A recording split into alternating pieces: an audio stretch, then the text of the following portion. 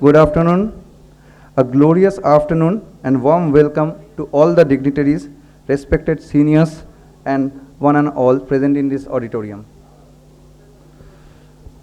To the occasion of Srimati Rasmoni Mukhopadhyay Memorial Oration at Kolkata Medical College.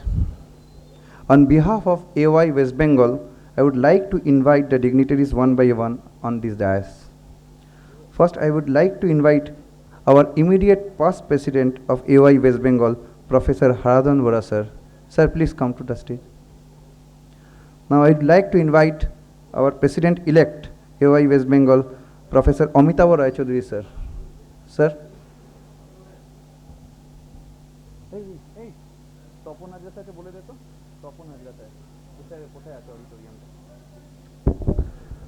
I would like to invite our principal sir, Professor Indranil Bishas sir, to come to dais. Now I would like to invite our MSVV sir, Professor Dr. Anjan Adhikari sir. Sir, please come to the stage. I would like to invite our Dean of Students Affairs, Professor Manav Nandi sir. Sir, please come. Now I would like to invite our additional super, our beloved Dr. Jayanto Shannal. Please come to the stage. Now the main person today's, the main orator, Professor Gaurab Ranjan Chaudhuri. Sir, please come to the stage.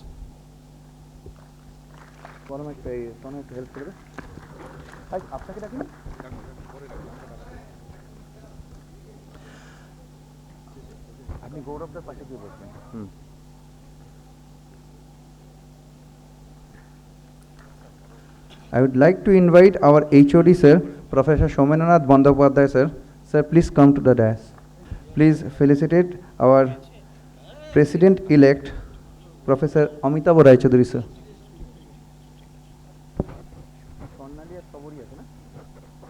Shornali, please felicitate our principal sir, Professor Indranil Bishas sir.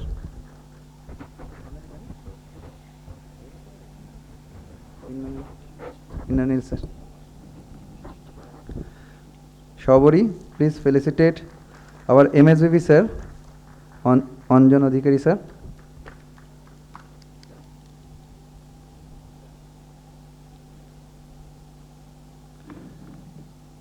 Parama, please felicitate our Dean sir, Professor Manav Nandi sir.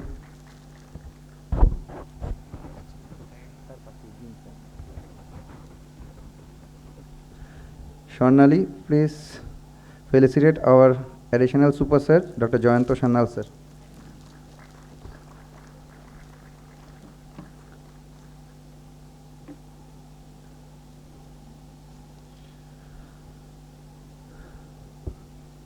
Parama, felicitate our orator, Professor Gaurab Ranjan Chaudhuri, with bouquet and uttariyo.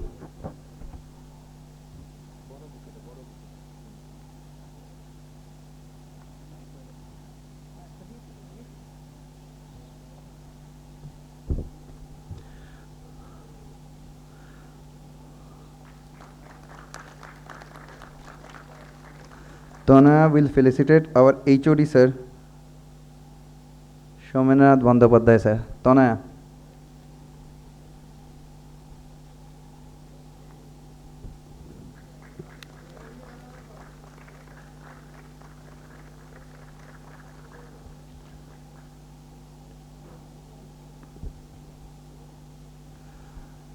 I would like to invite our president sir of AY West Bengal, Haradhan Vora sir. Please come to the stage and say a few words about this oration. Good afternoon to everybody.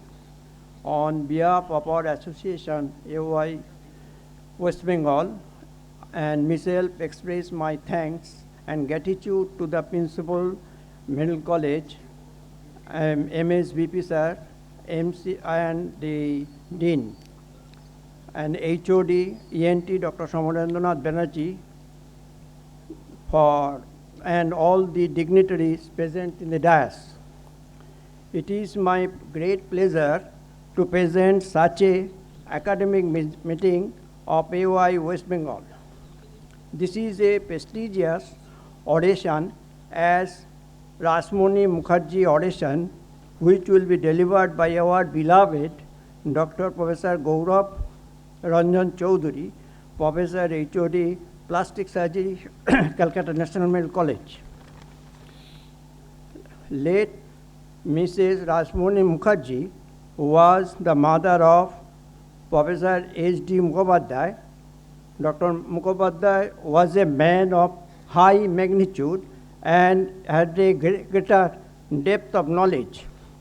He was a pioneer in the development in the subject in ear, nose, throat. Many of us still remembering him in respect. Dr. Mukherjee also improved our national journal into an international level. He dedicated this oration for his beloved mother, late Mrs. Rasmoni Mukhopadhyay. I can say at present it is one of the best journal and which was made in international level by Dr. H.D. Mukhopadhyay. Our present editor, Dr. Oration took the commitment and responsibility to keep the standard in high level, and thanks to editor and editorial board. Today, orator is Dr. Gaurab Ranjan Chaudhuri. He is a professor and HOD of Plastic Surgery, Calcutta National Medical College. He is a very energetic, academic-minded, and hard-working plastic surgeon. Many thanks to Dr. Chaudhuri for taking part in this academic fest. We will also be benefited from his experience expressed in the oration. Thanking you all. Jai Hind. Long live our association. Today's topic is the reliability and versatility of radial free tissue for head and neck reconstruction, my experience. It will be orated by Dr. Gaurab Chaudhuri. Thanking you all. Thank you, sir. Now I would like to request our principal, sir, to come to podium and say a few words. Good afternoon.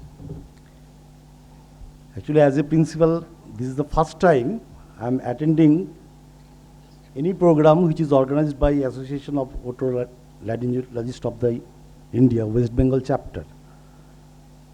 I like to welcome all the dignitaries who are present here, as well as all the faculties and other specialists, the members of the AOI who are present here.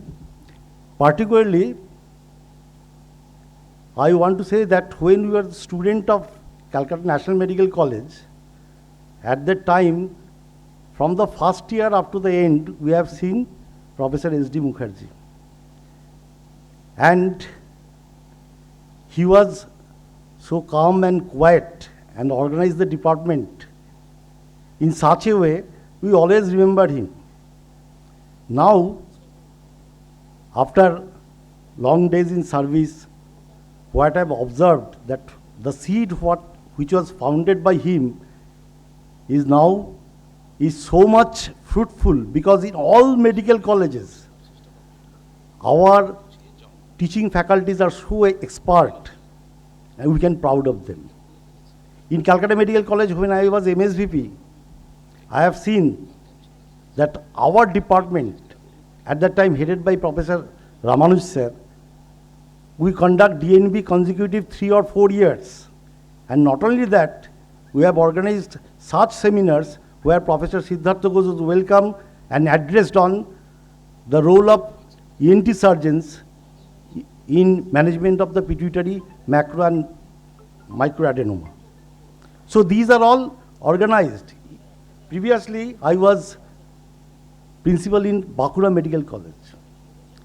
And you know that in periphery, all the faculties can't stay for a long time. But in spite of that, Manoj Mukherjee, who is present here,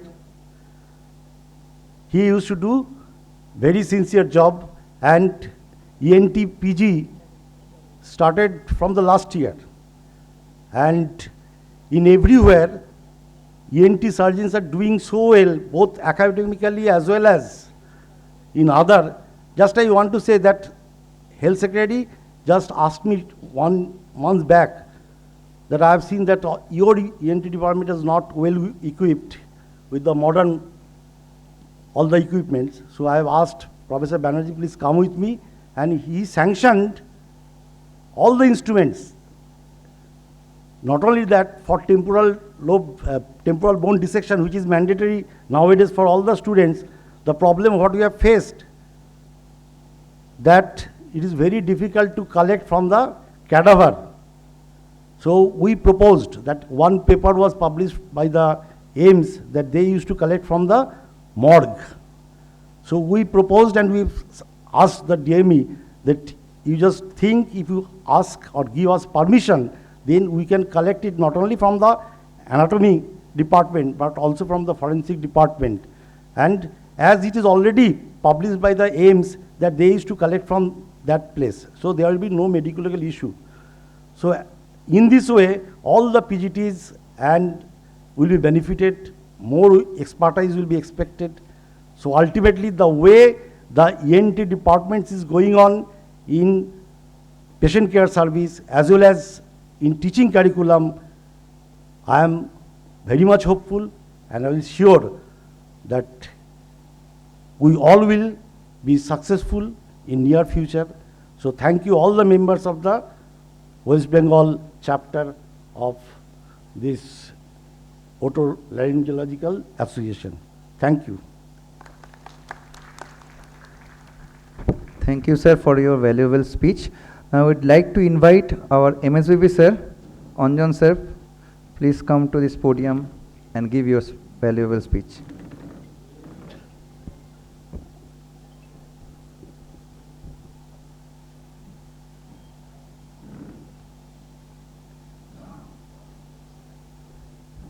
Most respected dignitaries on the dais, off the dais, colleagues, students, I welcome you all in this program, academic program. It's a unique opportunity for me to present here such type of teaching learning activities. It is true that we are entering into CBME curriculum in MBBS. But still we are far away from the concept of CBME. So it is very important that all the disciplines must develop their own structured curriculum in such a way that ultimately the benefit leads to the development of the society, benefits for the common people. And otolaryngology is one of the important discipline now. Super specialized discipline. So many complicated issues are related with this discipline. Very complicated issues are there. Especially you are dealing with this complicated anatomical structure. So I request, rather appeal to all of you, especially the students, to get as much as possible the knowledge, the understanding, the meaningful learning. And I hope that the man behind this program, I mean Professor S.D. Mukherjee, ওনাকে স্মরণ করেই আর কি যে আমাদের এই অংশ, পড়াশোনার অংশ আমাদের কাজে লাগবে। আমরা এটার একটা সার্থক রূপ আগামী দিনে আরও নতুন এসডি মুখার্জি সব আসবেন ইএনটিতে। আমার যদিও ইএনটি ওটোলারিঙ্গোলজির খুব বেশি স্যারেদের সাথে আলাপ নেই, 2-4 জন ছাড়া, রামানুজ স্যার, আমাদের হেড স্যার, এরকম 2-4 জন ছাড়া। ফলে expecting A lot for future generation and hoping a grand success of this program. Thanks to all of you.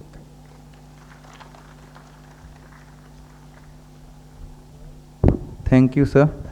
Now I'd like to request our Dean, sir, Manav Nandi, sir, to say a few words.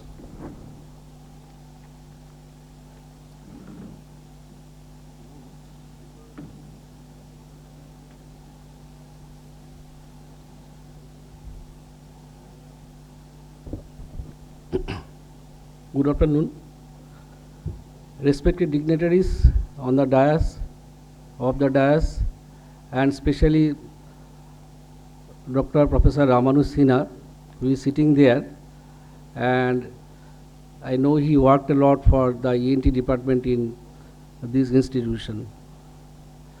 And so this is the process, how this department is going on, and I am really hopeful that this ENT department will do similar activities which will help all the postgraduate students and also undergraduates to learn a lot.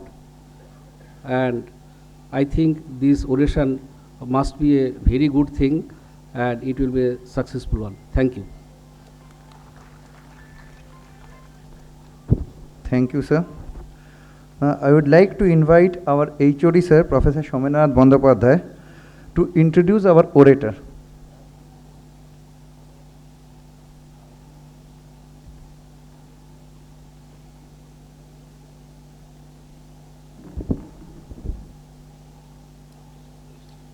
Good afternoon to everybody. It is a pleasure and honor for me to introduce Dr. Gaurab Ranjan Chaudhuri as the orator for this year's Srimati Rasmoni Mukhopadhyay Memorial Oration. Dr. Gaurab Ranjan Chaudhuri has passed MBBS and MS in otolaryngology from RGK Medical College, University of Calcutta, and MCH in plastic surgery from the Institute of Medical Sciences, Banaras Hindu University. He underwent training in hand and reconstructive microsurgery in Singapore as a clinical fellow. He is presently working as professor and head in the Department of Plastic Surgery, Calcutta National Medical College. He has already presented a number of scientific papers at CMEs and conferences and published research articles in national and international index journals. As a reconstructive surgeon, he has successfully performed good number of microvascular free tissue transfer procedures, including replantation of digits and hand following post-traumatic amputation. He is actively involved in treating patients in reconstructive surgery camp for the disabled leprosy patients as chief reconstructive surgeon and team leader in different districts of West Bengal since 2011, organized by the government of West Bengal.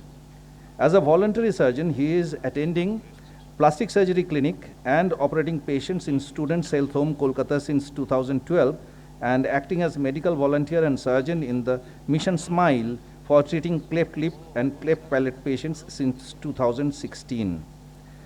He performed the role of chief microvascular surgeon and co-principal investigator of the project Northeast Silk-based bioengineered vascular conduits funded by the Department of Biotechnology, Government of India, and published it in the journal Advanced Healthcare Materials in 2021.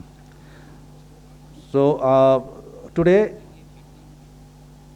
we will hear from Professor Gaurab Ranjan Chaudhuri about his experience in microvascular free tissue transfer in reconstructive head neck surgeries. Thank you, sir. I would like to request our President-elect, sir, Professor Amitabh Rai Chaudhuri, sir, to hand over medal and certificate to our orator. Certificate of appreciation to Dr. Gaurab Ranjan Chaudhuri. We, the member of the Association of the Otolaryngologists of India, West Bengal, are proud to felicitate Dr. Gaurab Ranjan Chaudhuri, Professor and Head of the Department of Plastic Surgery, Calcutta National Medical College, Kolkata, for delivering the prestigious Srimati Rasmoni Mukhopadhyay Memorial Oration organized by AOI West Bengal on 13th May 2023, Saturday at Medical College and Hospital, Kolkata. And the topic is the reliability and versatility of radial free tissue for head neck reconstruction, my experience.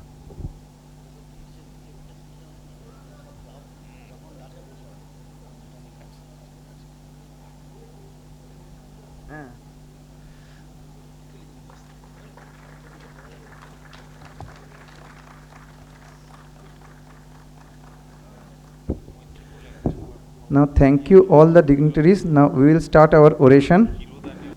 Good afternoon, everyone. Respected teachers, my dear colleagues and juniors. I am absolutely thankful to all of you for giving me this opportunity to deliver this prestigious oration. I will try my best to do the justice to your invitation through my presentation. Today's topic of my presentation is the reliability and versatility of radial free tissue transfer for head neck reconstruction. To begin with, brief history and evolution of microvascular free tissue transfer for head neck reconstruction.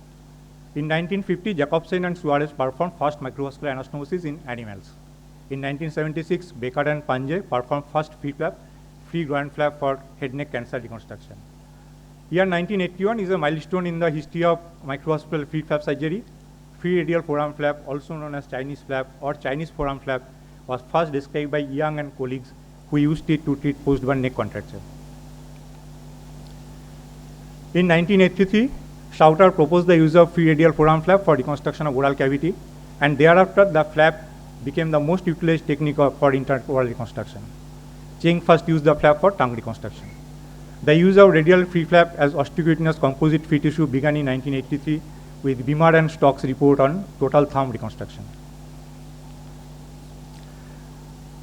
Now here are the goals of head neck reconstruction: restoration of form and function, aesthetics in terms of contour and expression, functional in regards to speech, mastication, deglutition, and overall improvement of quality of life.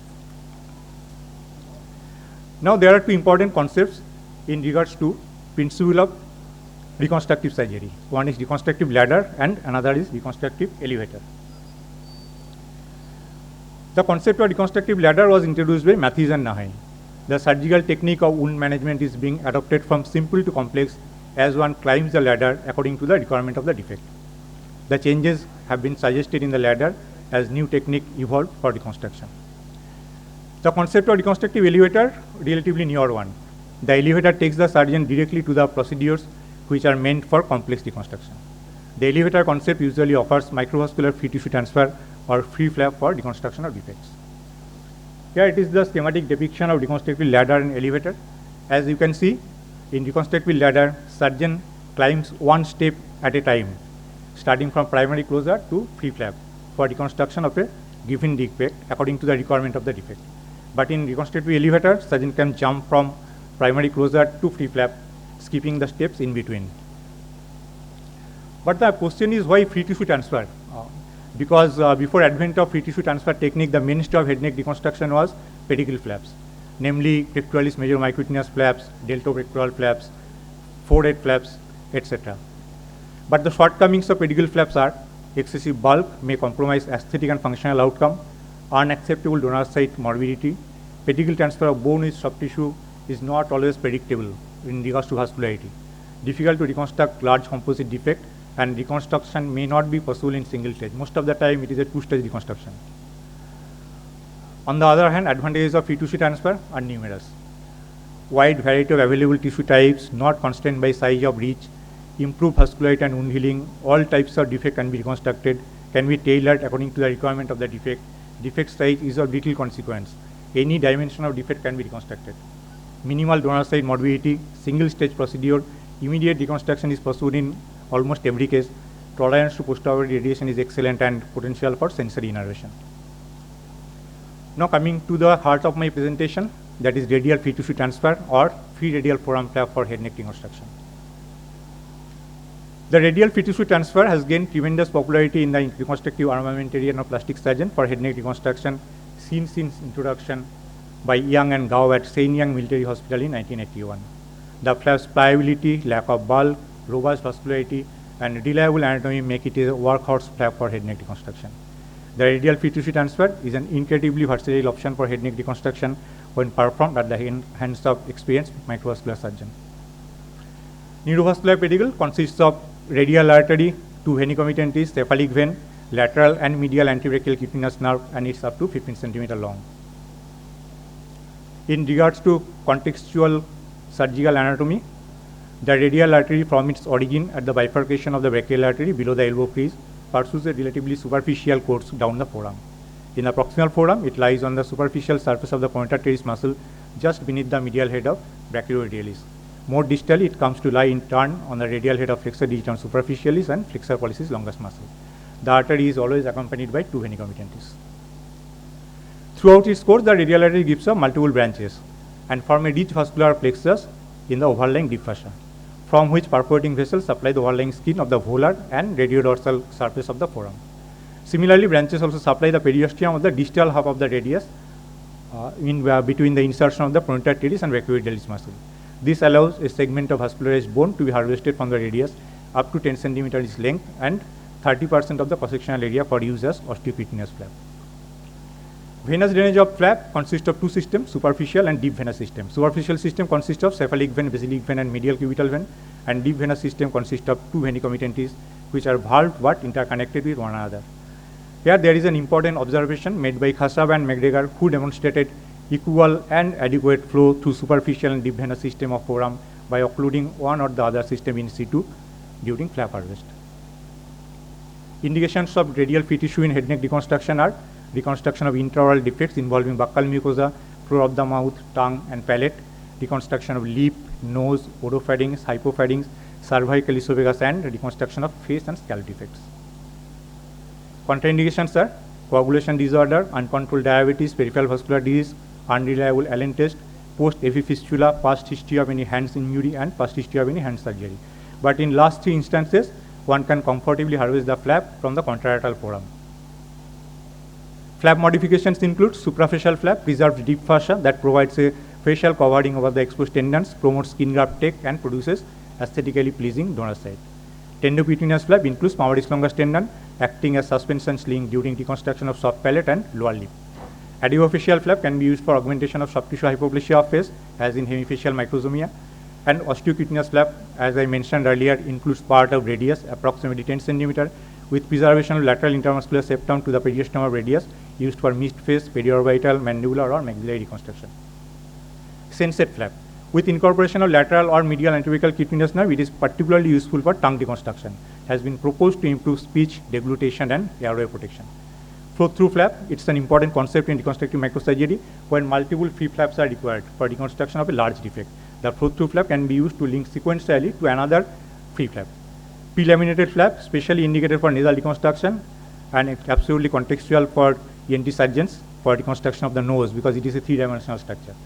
Tissue expanded flap increases the dimension of the flap and may be employed for reconstruction of large defects.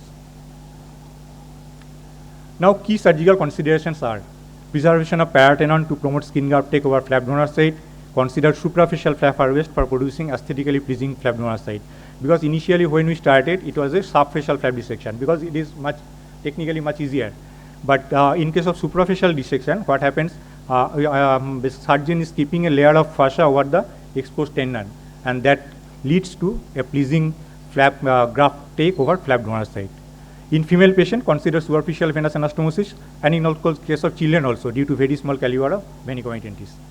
Preoperative Allen test, very important before planning the flap to check the integrity of the palmar arch and adequacy of ulnar artery.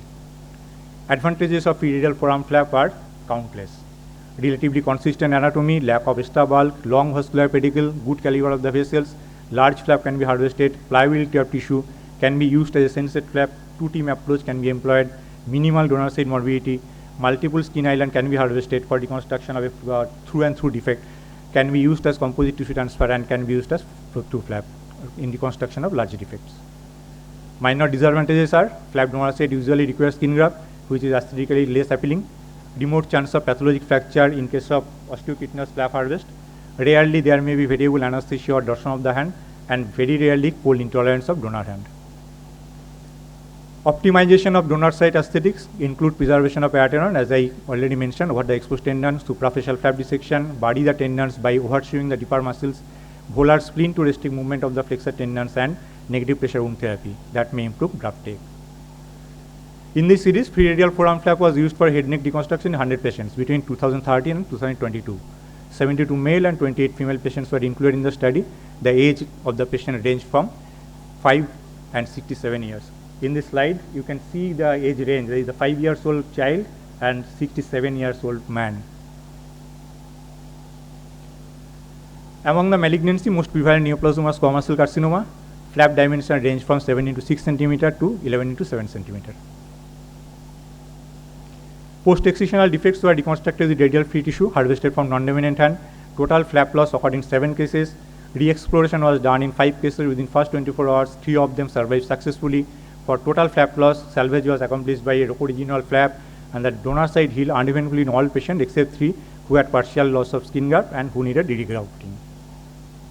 Facial artery and common facial vein were the most frequent recipient vessels for microvascular anastomosis. End to end, here you can see the microvascular anastomosis by 2 arrows. In this series, overall success rate was 93%. Preoperative workup includes thorough history taking and clinical examination, Allen test of donor foramen, routine laboratory investigation, evaluation of coagulation profile, color Doppler study of the donor foramen to assess the status of radial ulnar arteries, and preoperative flap planning. Now coming to operative technique in brief. All the flaps were harvested under tourniquet control. The maximum permitted tourniquet time was 90 minutes. The free radial foramen flap was harvested from distal third of volar foramen in suprafacial or subfacial plane from distal to proximal direction, keeping the paratendon of the underlying tendons intact. And this is very important because I have mentioned so many times that keeping the paratendon or underlying tendon intact, because if the paratendon is not intact or exposed tendon, the flap graft will not take, and it will create a secondary defect, and that will need a secondary flap procedure. So it is very important to keep the paratendon of the underlying tendon intact, and if possible, subfacial plane of dissection. And preserving the septum in between brachioidalis and carpi radialis muscle, that is very important, because all the perforating vessel that supplies the skin that passes through this lateral intermuscular septum. The superficial venous system was preserved. The cephalic vein and vascular pedicle of the flap dissected up to the cubital fossa to gain a long pedicle that aided in tension-free anastomosis in the neck.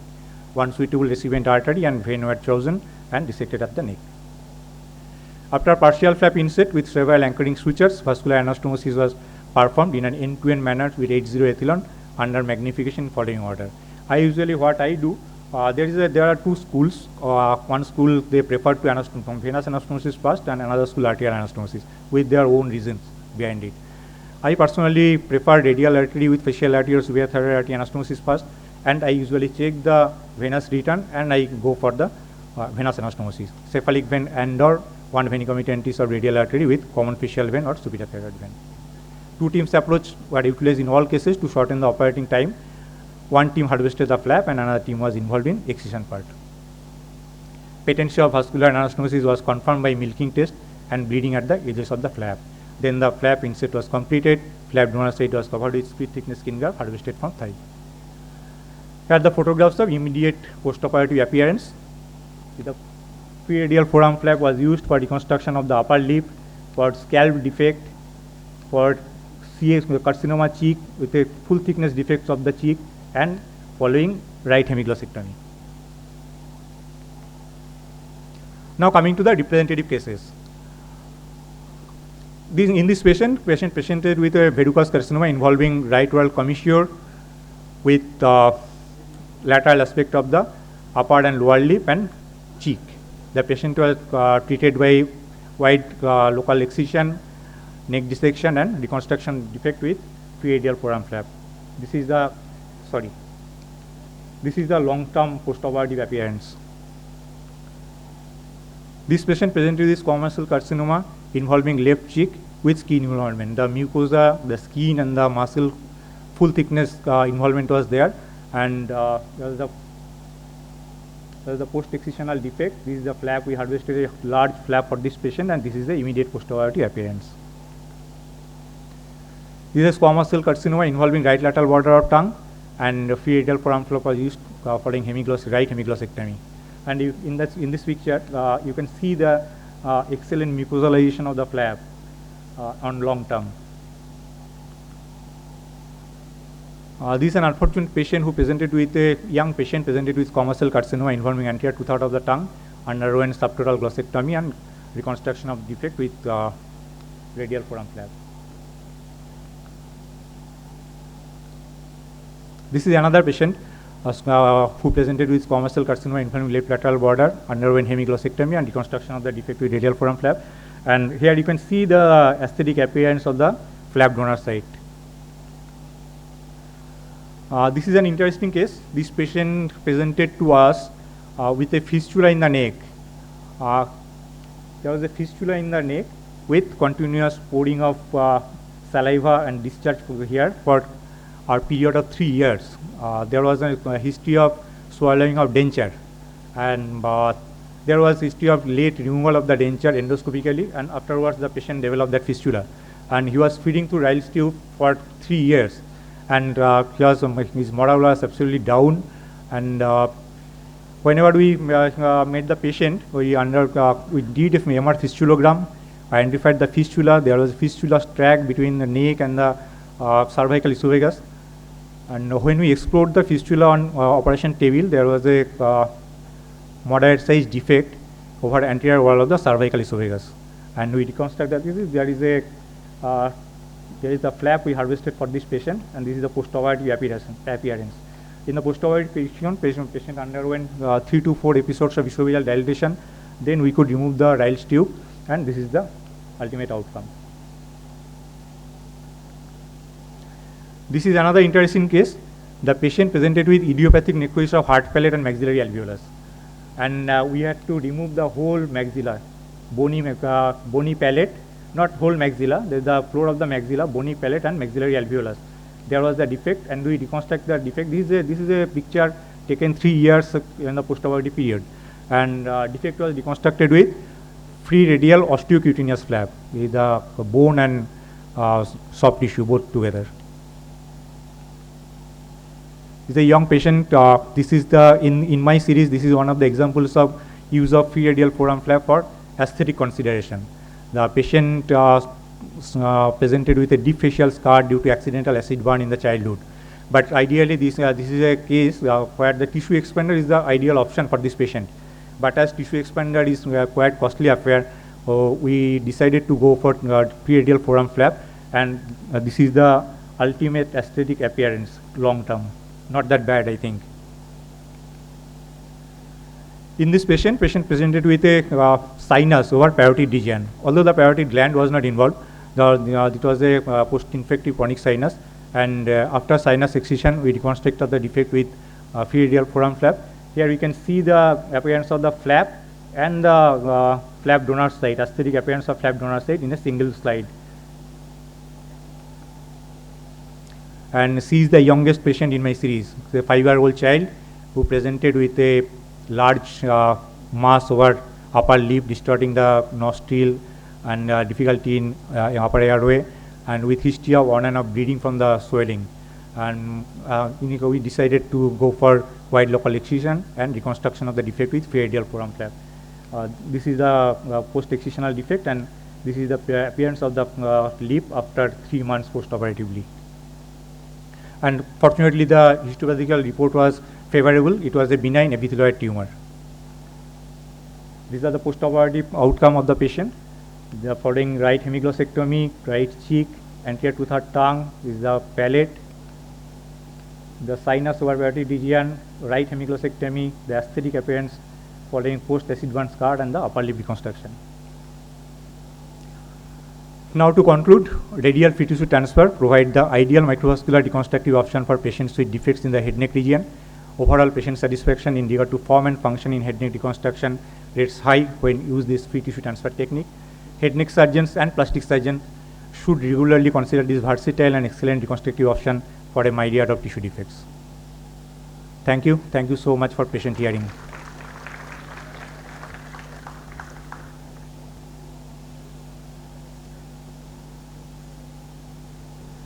Thank you very much, sir, for the excellent deliberation. Now, I would like to request our Honorary Secretary, Dr. Snehashish Burman, to please come on the dais and give the vote of thanks. Thank you, Dr. Gaurab Ranjan Chaudhuri, Professor and HOD, Plastic Surgery Department, Calcutta National Medical College, for his excellent deliberation for this prestigious Srimati Rasmoni Mukhopadhyay Memorial Oration, which is an very prestigious oration of our association, AY West Bengal. And I like to thank the ENT department of Medical College and Hospital for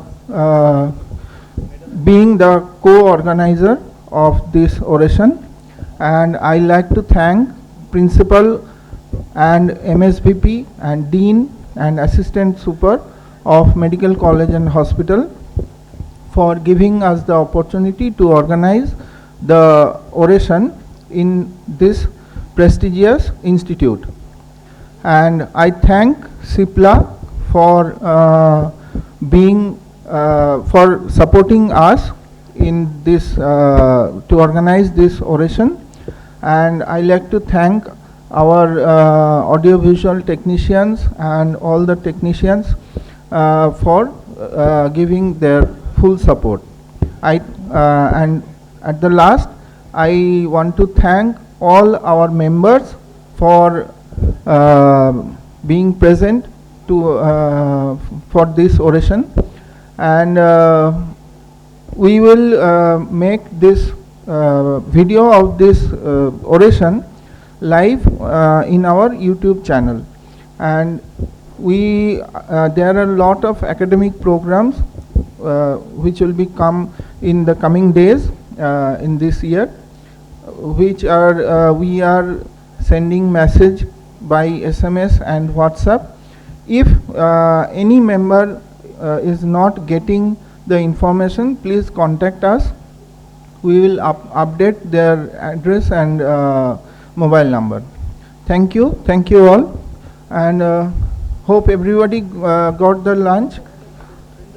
Okay. Thank you.